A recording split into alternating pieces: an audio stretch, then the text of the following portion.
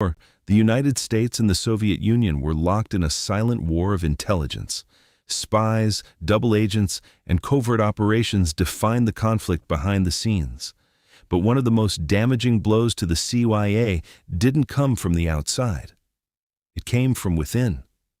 His name was Aldrich Ames, and he became one of the most dangerous traitors in American intelligence history. Ames wasn't an outsider or a random recruit. He was a CIA officer, deeply embedded in the agency, working in counterintelligence, specifically focused on the Soviet Union. That meant he had access to some of the most sensitive information the United States had, including the identities of American assets operating inside the USSR. These were people risking their lives to provide intelligence from within one of the most closed and dangerous systems in the world. But in the 1980s, Ames made a decision that would change everything.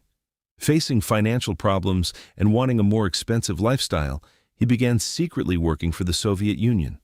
Instead of spying on them, he started feeding them information. And not just minor details, he gave them names. That was the turning point. When Ames handed over the identities of CIA informants inside the Soviet Union, it triggered a chain reaction. One by one, American assets began disappearing. Some were arrested, others were executed. Entire intelligence networks collapsed almost overnight. For the CIA, it was catastrophic. Years of work, trust, and risk were wiped out, and the agency had no clear explanation for why it was happening. At first, the CIA suspected technical failures or other leaks. They didn't immediately realize that the source of the problem was inside their own system.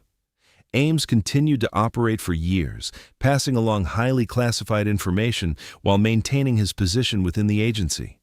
All the while, he was being paid large sums of money by the Soviets, far more than his official salary.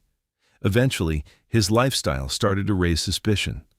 Ames was spending far beyond what a CIA officer should have been able to afford.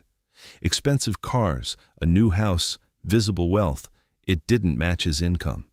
That triggered an internal investigation, and once financial records were examined more closely, the truth began to surface. In 1994, Ames was arrested. The damage was already done. He had compromised multiple operations, exposed numerous assets, and significantly weakened U.S. intelligence capabilities during a critical period of the Cold War. When the full scope of his actions became clear, it shocked both the intelligence community and the public. Ames later pleaded guilty and was sentenced to life in prison.